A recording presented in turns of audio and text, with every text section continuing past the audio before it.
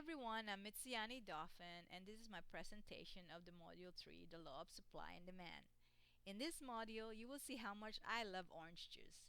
And I'm a health nut person, so I'm also trying to apply the economical way on how to spend my money buying orange juice.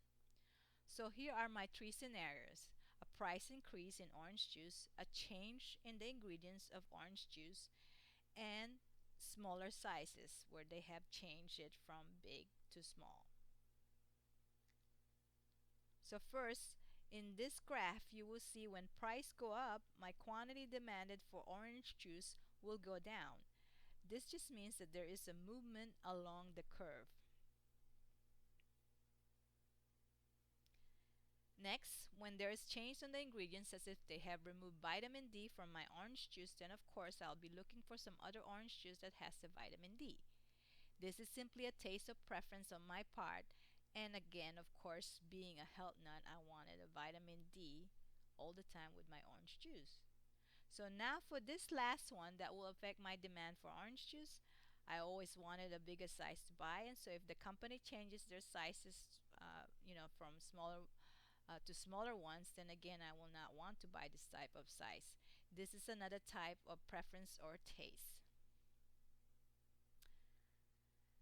Now, with this brand new graph, we can see that we have both the supply and demand curves, and notice that they intersect in the middle, right? This is the equilibrium point, meaning that the equilibrium price is in $4 and the quantity is in 4, which equals quantity demand equal to quantity supplied. Everyone is happy here. Sellers have sold all they want to sell, and buyers have bought all they wanted to buy. But what happens when three scenarios like this? Like, for example, technological advancement. Someone has discovered on how to grow oranges faster and better. And then there's a new wave of immigrant farmers or workers to help produce oranges. And then the input prices of oranges went down. So you will see in this graph that the supply curve increased due to the help of these three types of variables that increase production. And then an interesting happened. Even if we have an increased production with these three scenarios, still we have a decrease in the demand.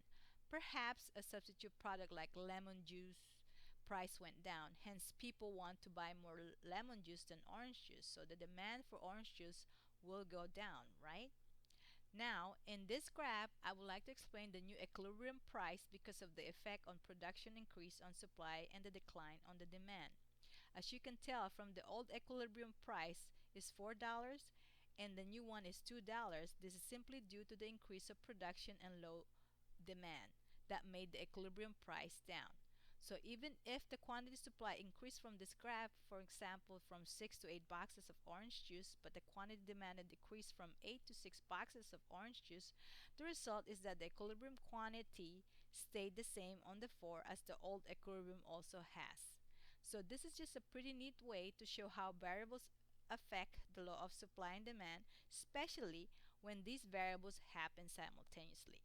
So watch out for those variables factors that affect supply and demand, particularly if the goods products that you buy or your favorite products is greatly affected by these scenarios or variables, because as a consumer, it does affect our behavior on what to buy out there. And for the sellers, it also affects the way they produce their products.